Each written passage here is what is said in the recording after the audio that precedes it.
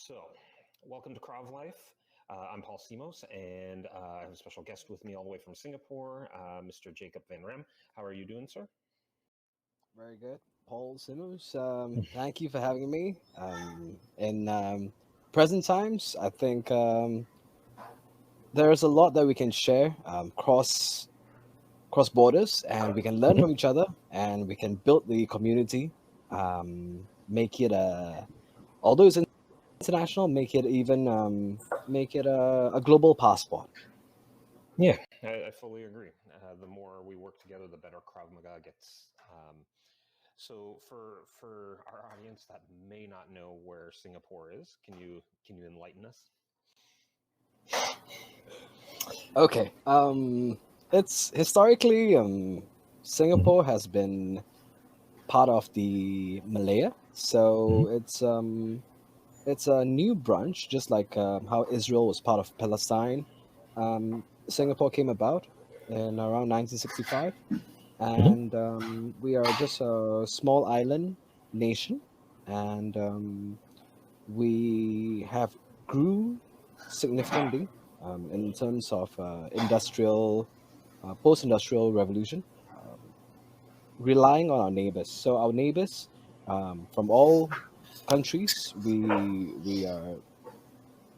see you as a very valued partner. Hmm. And so, Singapore has a population of several million, right? So up to date, it was about 5.8 million. There was an idea to expand. However, since times we are taking our expansion gradually. That's right. Yeah, you have to be a little bit more cautious now. All right, so let's go a little bit into your background. And so, did you start your career in Krav Maga, or did you start in a different martial art or the military? Like, what's your background? It's a great question. Um, Here in Singapore, one of the most popular, well, I could start with the most popular martial art. And there's a reason why Taekwondo was part of the country's core martial arts during development stages. And so Taekwondo actually brought the community together at affordable rates. They expand their certifications across the country, and they localize the certifications. So a lot of a lot of young people that was just starting out in the industry. Um, well, we I wouldn't know. I was only probably about 10 years old, starting out in the industry at 10 years old. Yeah, That's right. yeah, Around you were an entrepreneur then. so I got my black belt in 2.5 years, and then I realized that the notion of martial arts is it could spread. It could be more widespread. We could actually invite other martial arts in. It's not isolated. It's not working in silos. It's working as an organism. And then I started to train with friends in Aikido. No certifications to that. Just training with friends. Mhm. Um, I Then some point along the way, I got into kickboxing. I made a brand out of kickboxing, a strong local brand that is supported by the university and other partners. Um, and then I had wrestling. I had Olympic style wrestling, and I had the Krav Maga along the way. Krav Maga came about to me in around 2015. Yeah. And what was it about Krav Maga that drew you to it? Like, great question. Krav Maga is mixed martial arts, and the most unique thing about Krav Maga is it's one step ahead of mixed martial arts. It'll always one step ahead, realizing that at a stage in my life, I went to pursue it. Um, Head on, I went to pursue it. I went to make as much um, friends in the community, and something that everyone must learn. Everyone must learn. Mhm. So when you said that Krav Maga is one step ahead of mixed martial arts, like what do you actually mean by that? So, so if I could describe a traditional martial art like Taekwondo, traditional martial art has a system of elimination or round robin. So this is very interesting in the community. Not a lot of people know about it, and it's great to speak about it here. Um, so round robin and elimination method allows for more participants to participate in a competition every year, and within one competition, there would be there would be many winners. You have gold, silver, bronze. However, mixed martial arts, you would probably just have uh, one star player, another star player, and that would be the within the first to 3 rounds, and you will have a response, and that's the match. Um, Mhm. it's different for Krav Maga. Krav Maga is in in a league on its own where you have reality training. Mhm. It's non competition based, rival based. So it takes us one step ahead of traditional martial arts, one step ahead of mixed martial arts. So no faulting traditional martial arts against mixed martial arts anyway, because traditional martial arts would allow more people to participate within its system, right? And Mhm. it has the elimination method, round robin method, to bring in athletes every year, and sometimes that's where we have the Olympics. Um, for mixed martial arts, you have each of its own kind of like organization championships, and every one of them is just trying to get a voice in the cosmos of martial arts. So Mhm. so with that said, Krav Maga invites all systems, all recipes of. Mhm.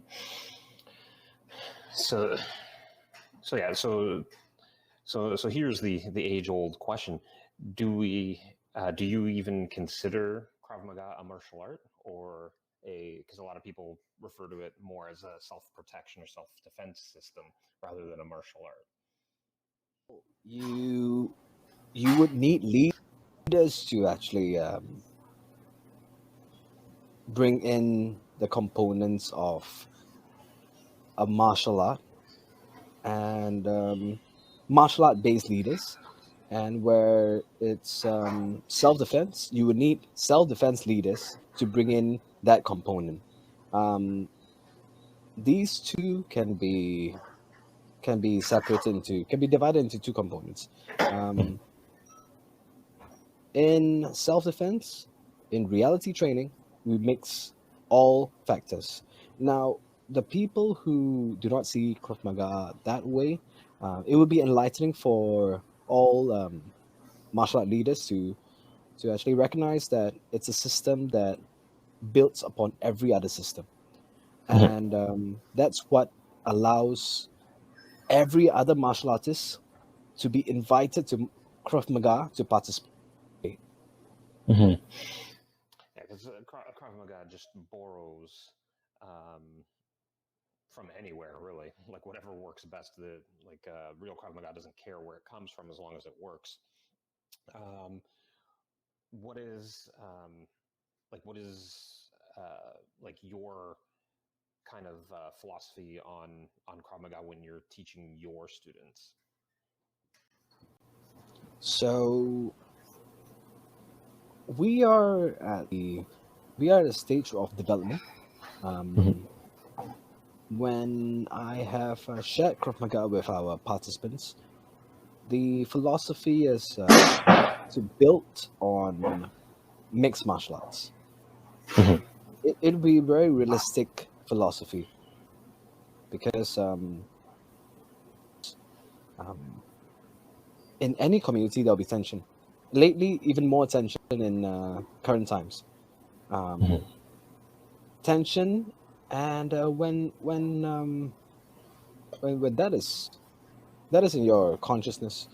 Um, Krav Maga originally had its founder Imi speaking about the idea of so that one may walk in peace. Mhm. However, I like to build upon his philosophy, and I respect the founder. Um, I believe the idea would be so that one may walk together, or we may walk together, and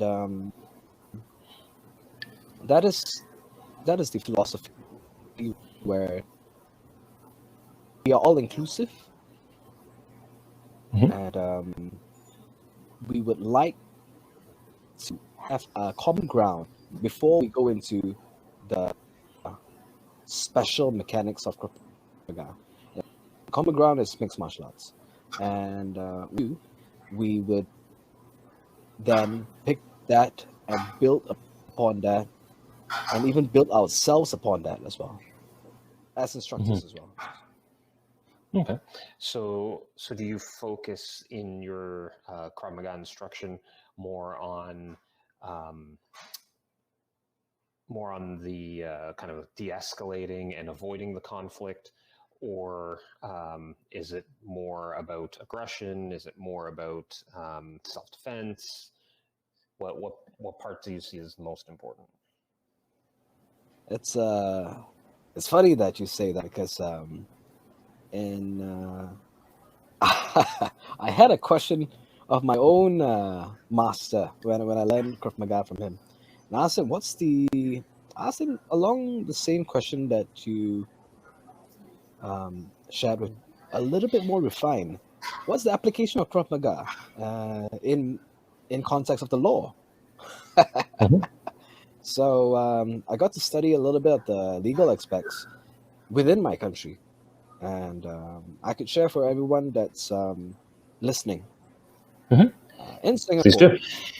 the legal fundamentals is of self-defense is reasonable, something that's practical. So in some other countries, you might have laws based on other systems, but the key word is reasonableness. And in Singapore, legislation is will actually overcome any form of lifestyle. So if your lifestyle is Krav Maga, if your lifestyle is um, if you're an engineer, if you have some kind of philosophy, if you're in technology and you have a way of living, you have a way of going about living the best way you know how, and the things that convenience you may not be common ground for the country. Okay, so in Mhm. this country, what is reasonable? Reasonable is where you defend yourself to a degree that does not hurt the other person. However, reasonable also means that reasonable could also mean that you do not get into a encounter that's unreasonable. Mhm. So while practicing Krav Maga, I keep that in mind that and I share with the community that in this country it's about how to be reasonable and not to be unreasonable encounters. So if Krav Maga is in your system, avoidance is the practice within this country. Okay, so Mhm. now with that said, um, that would not be the same for all countries. Like in some countries, you're allowed to carry your own weapons. You are not living in a tight knitted community, just walking down the street in the next 50 meters, and you just see your neighbor. You're in the next house. You're the next neighborhood in 50 meters or 100 meters.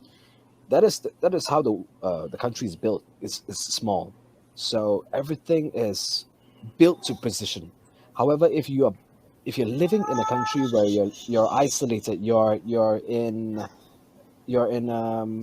a part of the countryside, you have to jolly well get all possible means of protection. Mhm. Um, if you're allowed a gun, keep a gun in your household. If you're allowed sticks and knives, keep that in your household, because it can be daunting to live in a in a in an isolated area, and you do not have community to actually look after you in Mhm. that living situation. So I hope I answered that question. Yeah, so basically, it's more about the situational awareness part of Krav Maga, where you know don't don't get yourself into situations where you're going to need to use it. Avoidance is the best solution, but if you can't avoid it, then you're allowed to defend yourself within a reasonable parameter. Yeah, it's it's pretty much the same here, where I am. Um, so yeah. Um, so you have your own studio, correct?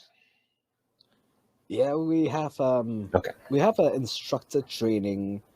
The the premise of the company, the business is instructor training, Okay. and lately we are so happy to share that we have access to teach Krav Maga in 109 community centers island wide. Have access to do that, Mm. and we are building the capacity to do so. However, um, in terms of legislation, in terms of partnerships and collaborations, we have made that um, establishment with the community centers, and we are so happy to be part of that. It's a Okay. great looking environment. Great looking environment. You go in, it's like you have all functions of your recreational lifestyle. There's no swimming pool in common community centers. Some of them do, um, and it's really built to satisfaction. Okay. However, So lately we're not lately everything's like there are more parameters to do training lately. yeah, for sure.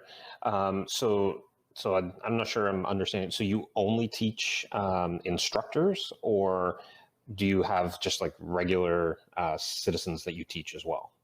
One of my unique experiences is teaching international community. One of them is a assistant professor, and Okay.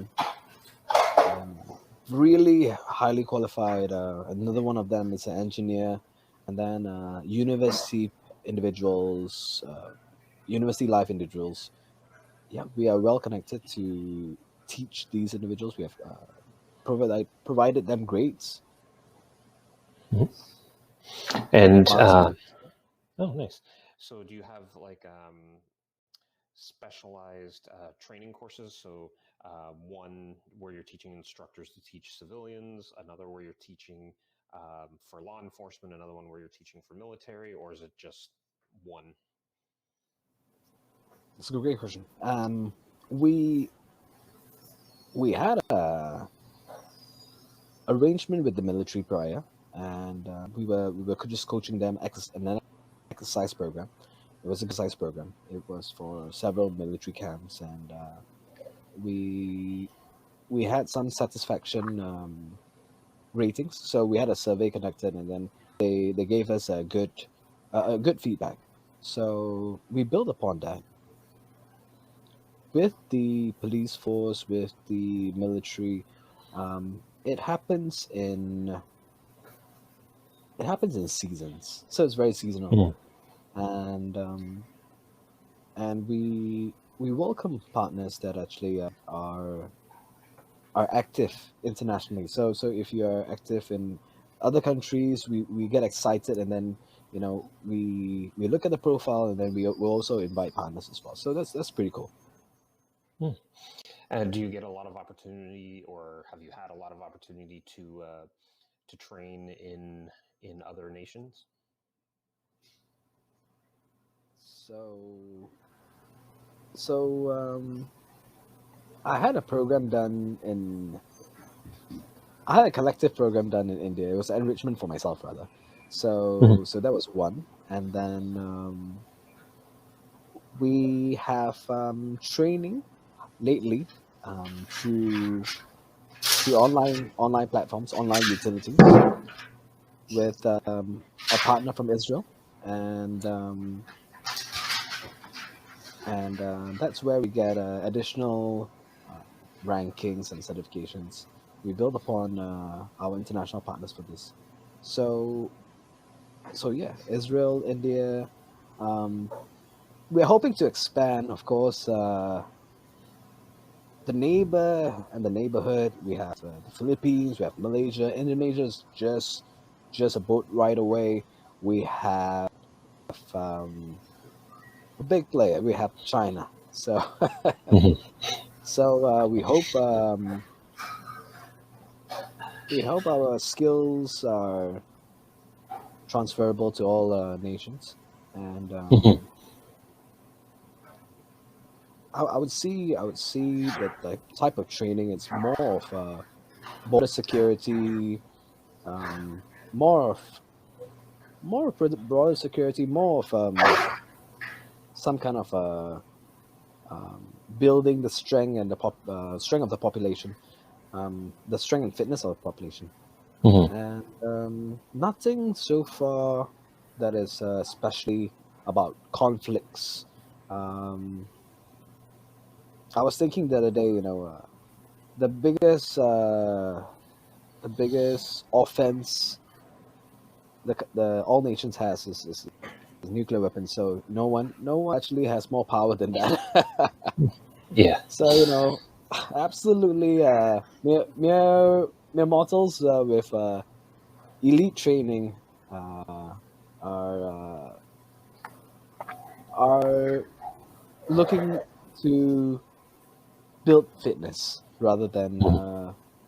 rather than any conflict resolution. Mm. So, um, so obviously, like around the world, right? With the pandemic and all that stuff, the tensions have been, especially here in North America, that like just the average person, that like there's a lot of tension.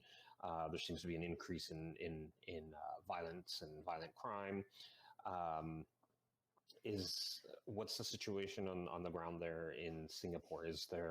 Um, is there a lot of tension from the pandemic, or is it more regional, as like because there's tensions between like China and India and different countries there, uh, the Philippines, right? So what is the general feeling of the people? That's a great question. I think for those that they would definitely gain a lot of insights through this.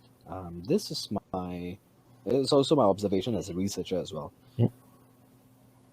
From a researcher standpoint, the nation is built with define the different communities. They have not successfully integrated everyone, just like America. So Mhm. if you stand by the leadership of the leadership and the originality and the firm values of America, then you are American, irregardless of your ethnic background. I think that's important. In Singapore, there are too many um, types of communities, and we have been living together so successfully because of values, beliefs, norms, and cultures so successfully for a very long time. However, pandemic times has risen tensions, and I don't think this is common ground for the young or the middle age. However, elderly elderly people and people that are still continue to speak in their own languages have difficulty interacting. So a dominant culture, a dominant ethnic group in Singapore is the Chinese community, Mhm. and absolutely, um, we embrace them, we love them, we uh, we shelter them, and it is not as intense as what's happening in Thailand. I've been in Thailand for an exchange program, mixed martial arts, rather Muay Thai specifically, with a great leader over there. However, his base language is Thai.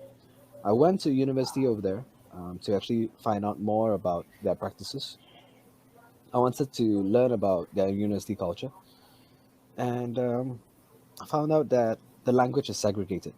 It's really segregated. Here in school, when you welcome your young in school in Singapore, you have the choice to speak in Mandarin, and it's a great choice. Why not? Why not learn a new language? You have the choice to speak in Tamil. You have the choice to speak in Bahasa, Malay, and they made it mandatory for parents to choose one language, at least one second language. Um, it became advantageous for the community because it's vibrant. You will we will definitely connect with more people in the neighboring regions, um, and, uh, and with that said, coming back to the question, Taiwan. with that with that said, coming back to the question, yes, for for people who are still isolated, there are people who are still isolated in their culture, in their maybe ethnic community as well. Um, we have physical tensions, yes, and some of these physical um, tensions had actually altercations. So it's not something that's hidden. It's reported in world news. So what we had a Chinese ethnic background attacking a physically attacking an Indian ethnic background. They didn't see eye to eye.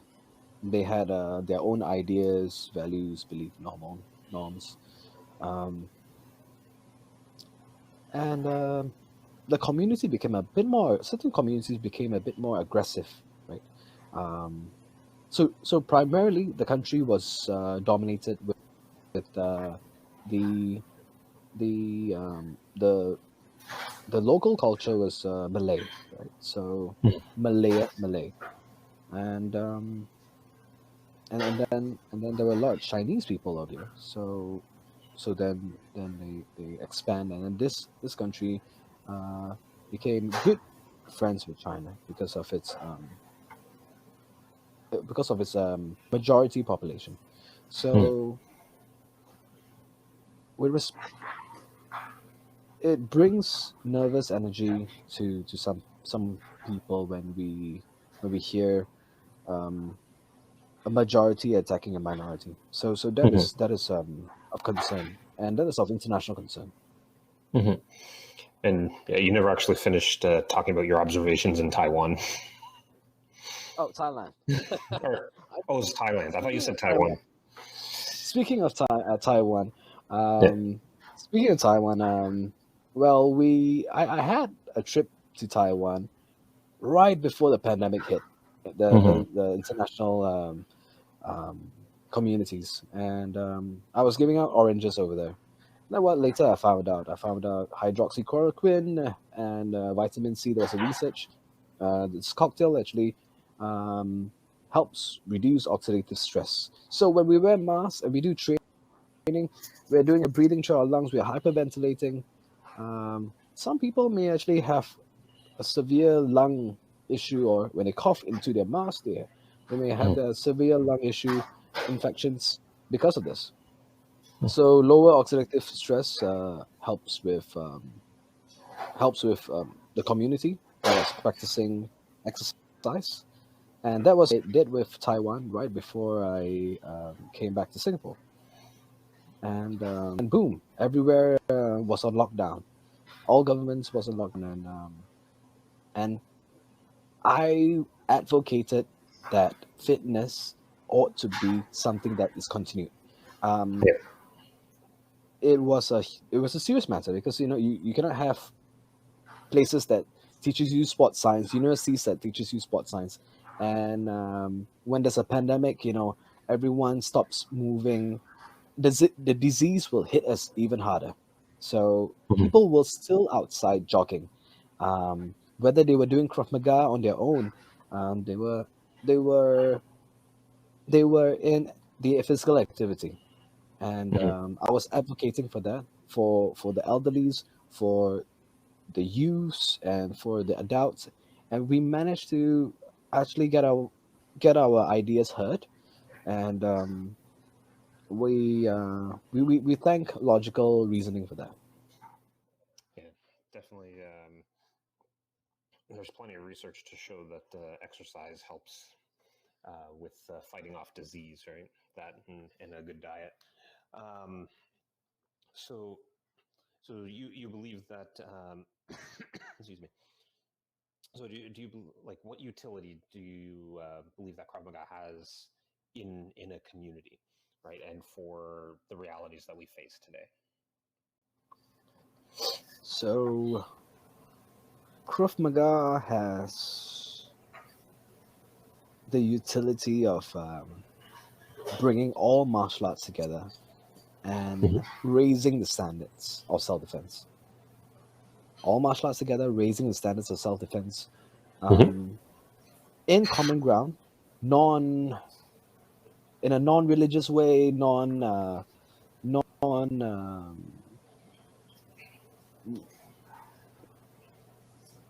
there's no particular um, hesitation behind it.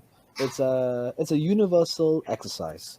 With this universal exercise, we believe that Krav Maga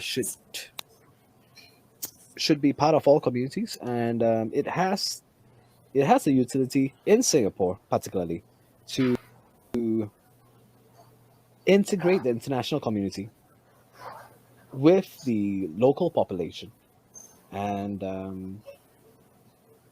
to build on their confidence when they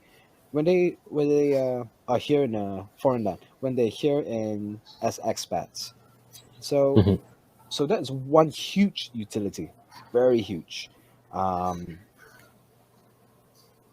it definitely reduces the idea of something that is unfamiliar. So you see another person out there, you see their practices. It's really unfamiliar. If you're an expat, if you're from the international community over here, there are a lot of things that are really unfamiliar because there are many practicing, um, many cultures practicing their own ways of living. Mhm. So, so what martial art does is it gives them a base, like Taekwondo gave us a base, like wrestling gave us a base. Um, this base is not enough.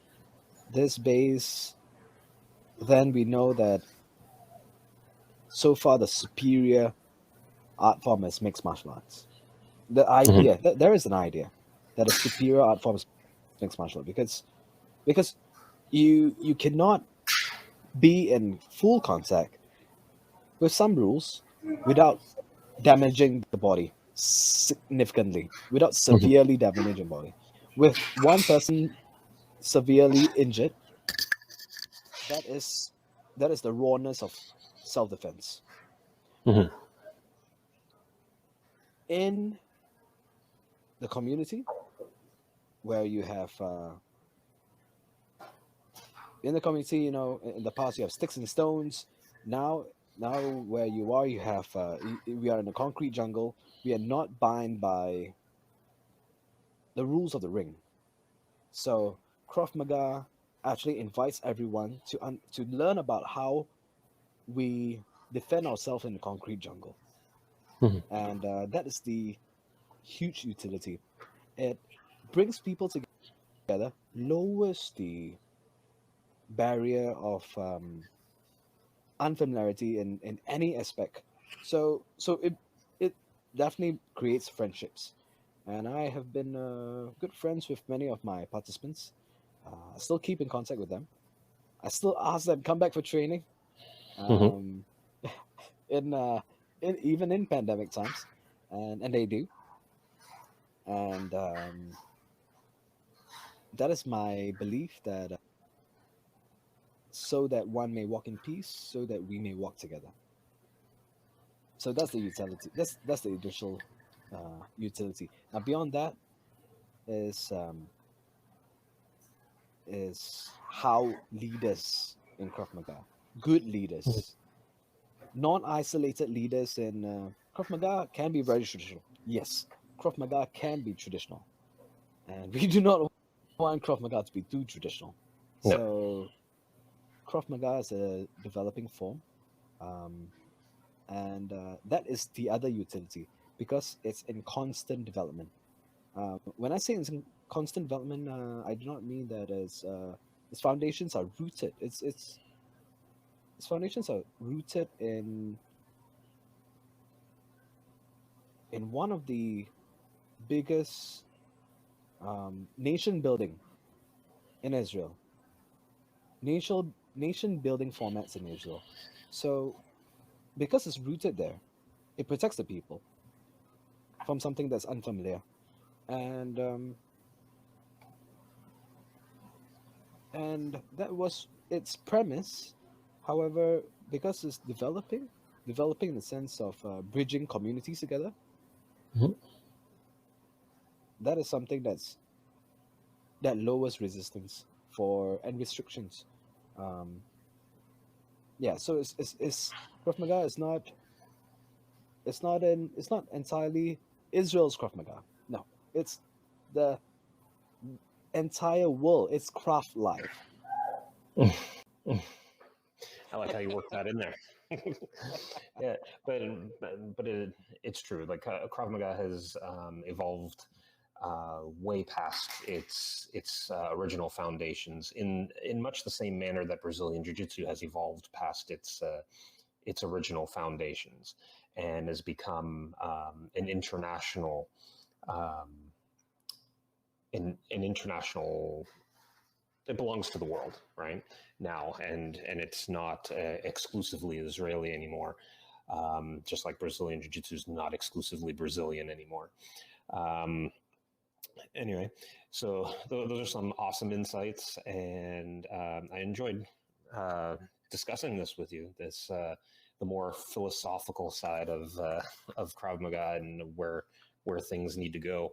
Um, hopefully, you can come back on the show at another point in time, and um, Singapore has always been on kind of like one of my lists of Asian countries that I wouldn't mind visiting, um, because it's got some interesting um, history and development. It's like just like Hong Kong, it's like one of the most modern Asian countries and very proactive, right? So uh, like you guys are more forward thinking than other nations, right? Like especially when you're dealing with infrastructure and building things, it's neat to see.